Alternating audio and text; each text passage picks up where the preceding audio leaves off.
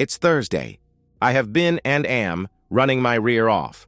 Tomorrow is the last day of the month and the quarter. My quarterly bonus is on the line. Yeah, I'm in sales. Office equipment sales. Need a copier, fax, scanner, printer, binder, desk, trash can, shredder that is Zoom, Teams compatible? I'm your guy. It was a pretty good gig back in BC. Man, did I move some copiers and office massage tables. I made bank. But these days, not so much. I hear you saying, what about the work from home thing? You should have cleaned up. Truth is, in that market, Amazon and Walmart kick my rear day in and day out. Hell, that's where I got the stuff for my home office. No, home offices don't do it for me. What I really need to make a buck is that good old-fashioned BC office. Do you remember them? Folks all sharing the same coffee pot, hanging out at the water cooler, shooting the breeze, and burning up tons after tons of copier paper. Yeah, those kind of places. Do you think the restaurants and the opera got screwed? COVID really messed over guys like me. Anyway, I have really been at it today. Out the door before dawn, living on bad and cheap coffee, my iPhone's nonstop calls and texts, Twitter, TikTok, Facebook, Maps, and Google Earth all Bluetoothed into my car. It was a little after 1 in the afternoon. I had just bombed on my last call. It is crunch time, and I am feeling the pinch. I was also running on fumes. I really needed to eat.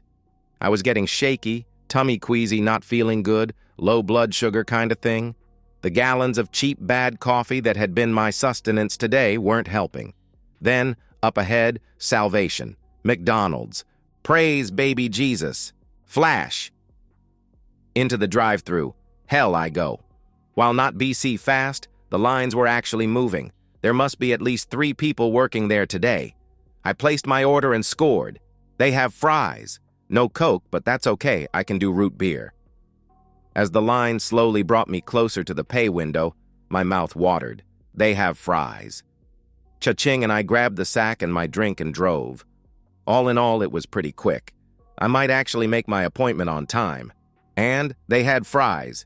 You gotta savor the little wins these days. I emerged from the McDonald's parking lot and jetted across 2 lanes of traffic, hit the intersection, pulled an almost stopping right turn at the red light, stomped on the gas, and headed west. I was in the right lane of Sandy Boulevard, a 4-lane feeder into and out of downtown. Traffic was heavy but moving at a pretty good clip. I stuck my root beer between my legs, reached into the bag, and grabbed a handful of fries. Then I grabbed a Big Mac and, driving with my knee, I unwrapped it and stuffed it in my face. I was chomping away on mouthfuls of the second Big Mac when I noticed what looked like my wife's car up ahead, coming towards me. It is damned hard to miss her fire-engine red Lexus. There just aren't that many fire-engine red Lexuses running around town. I watched as the fire-engine red Lexus pulled off the street, then up and into a parking space in front of a motel. As I drove closer, I saw my wife get out of her car. As I drove past, she was snuggling in and planted a hell of a kiss on some guy. I spun the wheel crossing against traffic, pulling a quick U-turn, tires squealing, spilling root beer, fries flying, horns honking, all of which I ignored, keeping my foot on the gas, fishtailing a bit, and I am heading back up the street towards the motel. I watched, helplessly, as they slithered, locked together, through the door into a motel room. "Oh, no, you did not! You freaking jerk! Darn! Darn me!" I was pounding my hand on the wheel as I pulled up and into the motel parking lot, screeching to a halt behind her car, blocking her in. I jumped out of my car and darn, what am I gonna do? My brain goes into vapor lock as I stand in the parking lot. Okay, I was angry.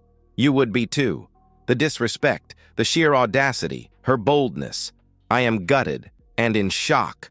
I'm a kind of angry that is boiling into rage. How dare she? God, this hurts. I am now sitting on the still warm hood of her car, staring at that door. The door that they slithered through just moments ago. I'm not doing too well. I lean to my left and spit out supersized bites of Big Mac and fries. There is no question what I saw. That kiss was not chaste. Her playful body language I know so well. I gotta think. What am I gonna do? Darn me. I gotta do something. My brain just isn't working. I have to have a plan. I gotta have a plan. I haven't had time to make a plan. I don't have a plan. Shoot, shoot, shoot. And now I am sitting on the still warm hood of her car, looking at that door. I look around. I notice that the motel is painted off-white. It's one story. A row of parking spaces, a row of doors. Down a ways is what looks to be check-in. There is a guy inside on the phone waving his arm. I look back at the door to room 109. It both beckoned and repelled me. It's to the right of the door to room 108 and to the left of the door to room 110. I wondered who was in those rooms. Were they fooling around with their spouse too? Did I know them? Next to room 109's door is a picture window with drawn drapes. The door to room 109 is the same as every door at the motel. They are all painted just a little more off-white than the hotel's siding. They each have brass numbers next to each door. Trim around all the doors and all windows are painted dark. It's not a charcoal black dark, more like a very weathered dark gray dark. It sort of matched my mood. But all the doors weren't the same. She was behind the door to room 109. Do I want to kill her? Yes. But no. Yeah. I actually do. But I can't.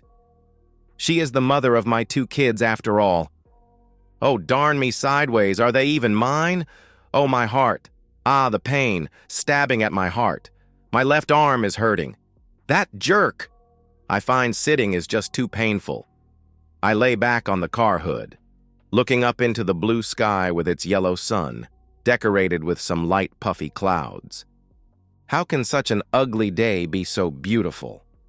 I watch in a somewhat mindless daze as a hawk circles far, far above, hunting. As it circled a bit lower, I realized it wasn't a hawk. I strained to see it better, and lower it came, gracefully gliding in the amazing sky. As it drew nearer, I realized it was a buzzard looking for roadkill. That somehow comforted me.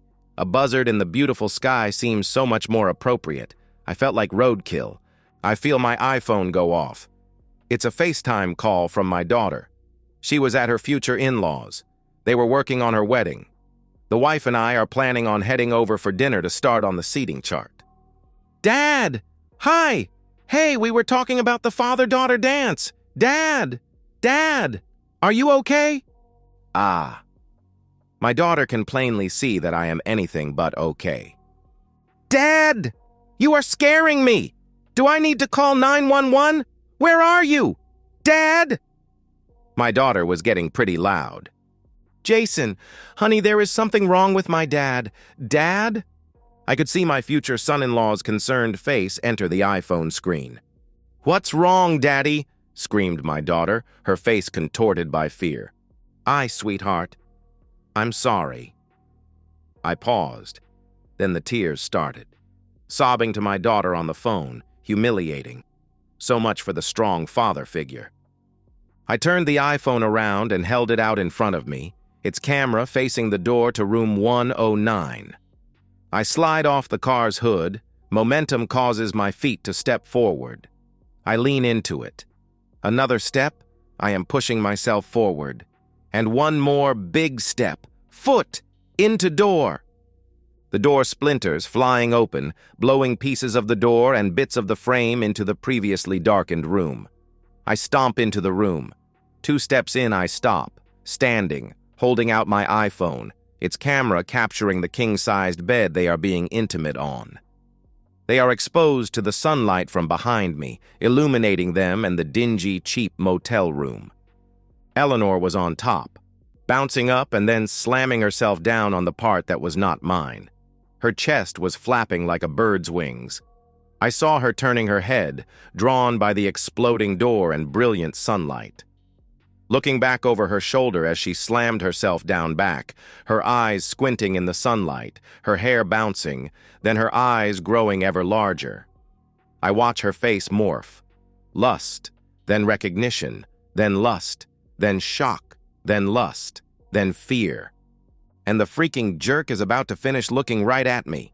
You gotta be kidding me.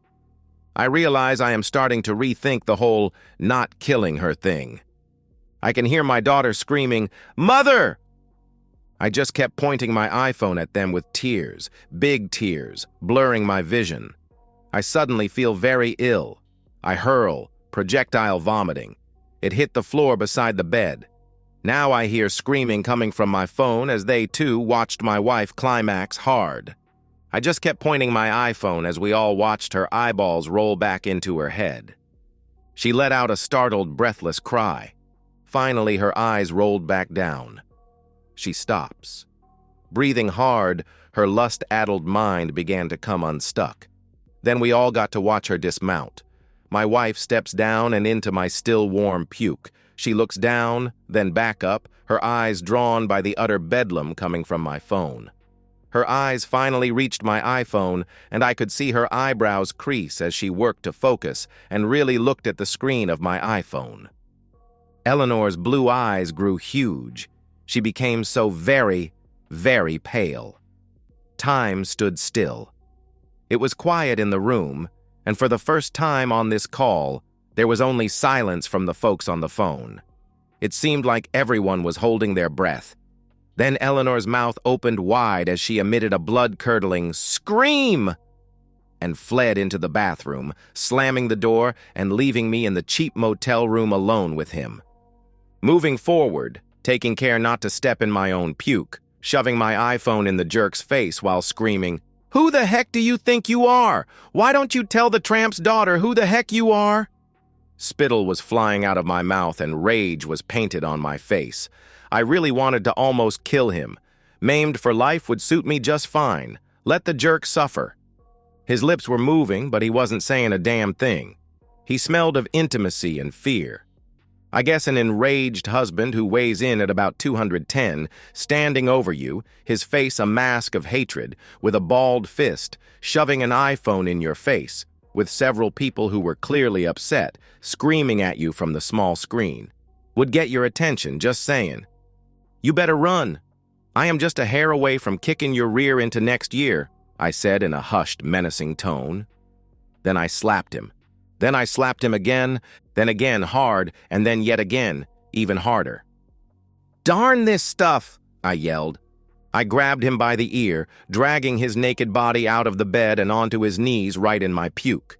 His knees got to working overtime, think serious rug burn, moving his rear across the cheap motel carpet trying to keep up with the ear I had a Vulcan death grip on.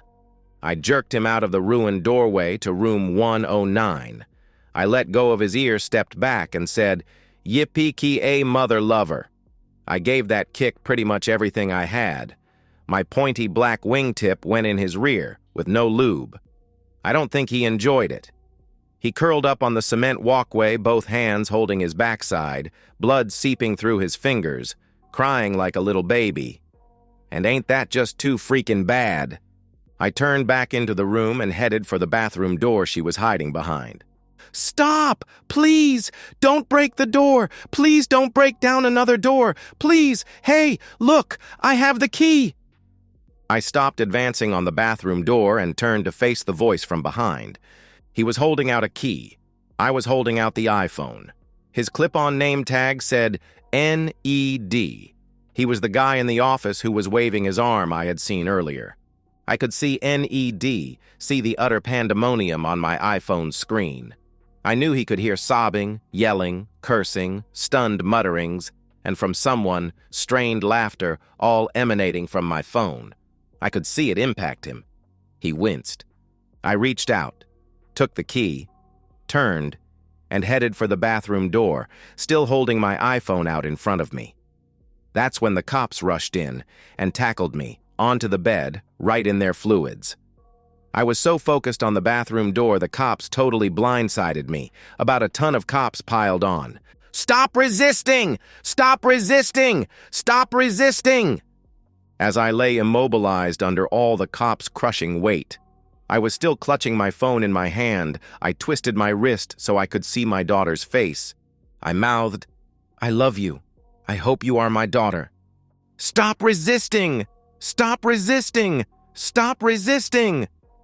My daughter's screaming face faded as things started to go gray. I've been cooling my heels in a locked room for, well, at least, honestly, I have no idea, but seems like hours and hours. I am a whole lot calmer than I was this afternoon. I feel so totally messed up. All I have are my own thoughts. They aren't good company. The room is nothing to write home to Mom about. There is a half of a wall of one-way mirror in front of me. The rest of the room was 50 shades of off-gray. A single bulb light fixture hung over the gray table. I'm sitting in a light gray metal armless chair. I fidget. I can't seem to find a comfortable way to sit in this chair. I am pretty sure I'm not going to hit my sales targets. I never got to finish my fries. I'm feeling pretty damn sorry for myself. The scuffed-up, dirty, lighter gray doorknob is twisted. The door opened suddenly and 2 cops walked in, pulled out 2 other gray chairs and sat down at the table facing me. The taller, uglier cop started talking.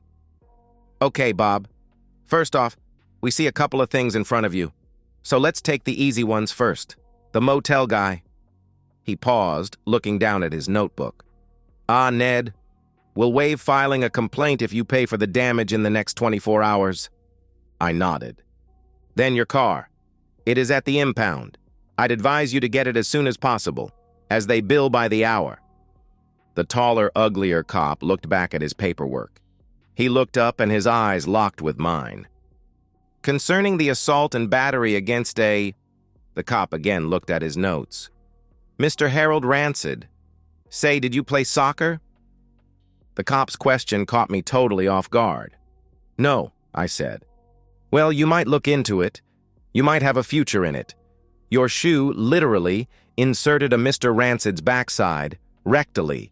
They are still in surgery. Mr. Rancid's rear had to extract it and then reconstructed and reattached. It looked like he might need a whole new rear. Ripped Rancid's rear, and it was a pretty rancid rip. And the docs are working to extract and totally rebuild Rancid's rear as we speak. If his rear doesn't make it, you might be looking at rear murder charges." The taller, ugly cop had to stop because he was really cracking himself up. He was laughing so hard he had tears running down his face. The pretty lady cop was also laughing her cute rear off and slapping the gray table. After a bit, the cops pulled themselves together and wiped their tear-filled eyes. "Look, Bob," said the pretty cop, "just pay for the door at the motel. It will be about $375. You're the 3rd husband to break down a door there this week. As to Mr. Rancid, let's just say you're not the first husband to kick his rear. That said, you are the first husband to kick in his backside." She dissolved into another fit of laughter and hand-slapping on the gray desk between us. The ugly cop had to wipe tears from his eyes again. The ugly cop then said, "You don't have a record, so we are releasing you on your own recognizance. We understand that you were under unique stress, and you kinda snapped. Your daughter has agreed to look in on you. Look, we don't need any more paperwork. Keep your nose clean, stay away from trouble, or the next time we meet, you will be staying for a while. Are we clear?" I just nodded. Yes. It seemed the right thing to do. "On your way out, they will set up your hearing date. Get a lawyer and make that court date." About an hour later, I emerged from the cop shop with a court date and the pretty cop's card that said her name was Detective Sandy Heat. She had written her cell number on the back. I was met by the entire wedding party, well, except for my wife. They drove me to the impound to get my car. We were all silent all the way there. Seriously, what does one say in this situation? Nice weather we are having. They waited while I paid and got my car out of impound, then followed me home. It took the cops about an hour before they turned Bob's wife, Eleanor, loose. While she was pretty shaken up, she didn't need medical attention, and, while cheating around behind your husband's back may be in poor taste, it wasn't illegal. So, no trip to jail for her either. It would have been quicker, but it took the cops about 35 minutes to talk Eleanor out of the bathroom, and they had to tow Bob's car. Seems Bob's untimely entrance had scared the ever-living heck out of Eleanor. She was pretty sure Bob was going to kill her or make her life hell on earth, and then kill her. The rage she had seen in his eyes was like nothing she had ever seen. From anyone. Ever. It was in that frame of mind that Eleanor departed the motel and drove directly to the bank. She cashed out everything. She hit all the cards' maximum withdrawal limits. Then she headed home. She moved through the house with single-minded determination to get all the good stuff that would fit in her car. She had piled the last of her best shoes on the top of the heap in the passenger seat and started pulling out of the driveway. It was dusk. She saw her daughter's car turning the corner onto her street. She quickly pulled out and headed the opposite direction. Bob and the wedding party arrived, having not seen Eleanor's departure. Upon walking into their home, Bob, who was already shell-shocked, was further traumatized by his ransacked home. They called the police. Clearly, they had been robbed. I'm lost. Nothing makes sense. Who was Eleanor? Where was Eleanor? Why Eleanor? Why? I don't have answers. My kids are equally baffled. My future in-laws don't know what to say. No one knows if they should stay or they should go. I have no answers for them either. At some point, they apparently decided to go. I am alone. Each hour drips by. I am slowly losing myself. My mind couldn't walk a straight line if it tried. My emotions shut down long ago. I haven't eaten in a while.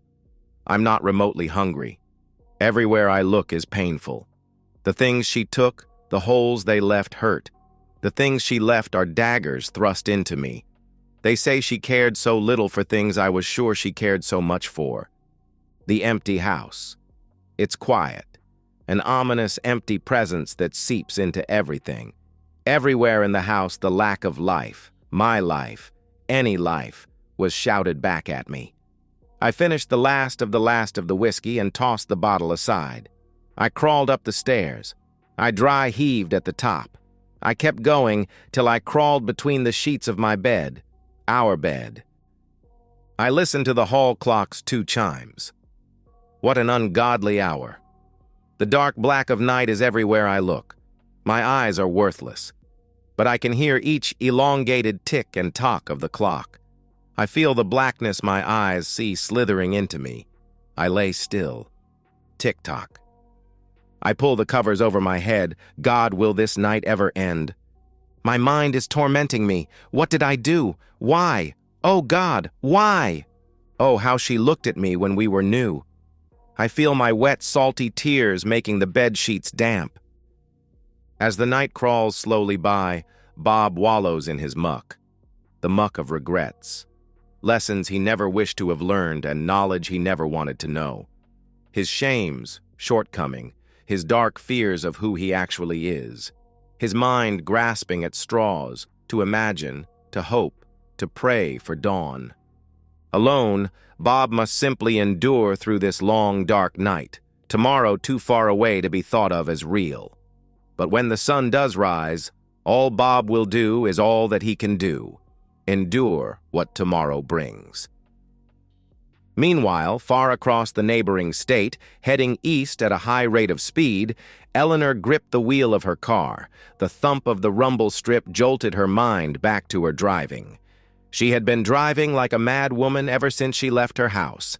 Mile after mile slipped past without her noticing. She is locked in her head. An endless loop. The best, hottest intimacy in her life. The look on her husband's face. Her screaming pleasure. Her daughter's shrieking. Her lover's manhood. The face of her future in-laws. The sleazy motel room. The exploding door. That damned iPhone screen. That amazing manhood. The guilt, the shame, and the lust, all jumbled together. It was going to take many, many long years of intensive therapy to unjumble Eleanor's tangled mind. She had no destination in mind. She was just running, mindlessly. Eleanor's jumbled, twisted thoughts are again interrupted by the thump of the rumble strip. She, again, pulled off the shoulder of the road and back into her lane, and she drove on. Her mind turned back inward to swirl and rage. The embarrassment. God, the embarrassment. Eleanor felt like she would die of the shame. No one was ever supposed to know. Her daughter's screaming face, screaming, "Mother!" Eleanor's jumbled, twisted thoughts are yet again interrupted by the thump of the rumble strip. A deer on the side of the road chose that moment to leap, hoping to beat Eleanor's speeding car. The thump was suddenly interrupted by the impact of Eleanor's speeding car and the deer. It's Sunday. 6 months since that Thursday. 6 months since my world exploded like the door to room 109. The divorce was finalized last week. Pretty quick, really. Eleanor never contested a thing. Gave me full custody of the house, what was left of our bank accounts, and the shredded remnants of our life. Her lawyer showed up. She didn't. The broken pieces moved around, rearranged themselves into something resembling a life. My daughter got married. Small ceremony, just family. Her brother walked her down the aisle. I sat in the front row, tried to smile, failed, but I was there. Detective Sandy Heat called me a couple of times. We got coffee, then dinner, then breakfast. She's a good person. Listens more than she talks. Says I'm doing better than most guys would. I don't know about that. Harold Rancid recovered. Got a new rear end, more or less. His lawyer sent me a settlement offer. I paid. My daughter said it was worth every penny. She hasn't forgiven her mother. Says she never will. I tell her forgiveness isn't for Eleanor, it's for herself. She isn't ready to hear that yet. The wedding party video went viral. Yeah, that FaceTime call got recorded by someone. 30 million views last I checked. Cheating wife caught live on FaceTime, they called it. My face blurred. Hers not. The internet is ruthless that way. I still sell office equipment. Made my numbers last quarter. Barely.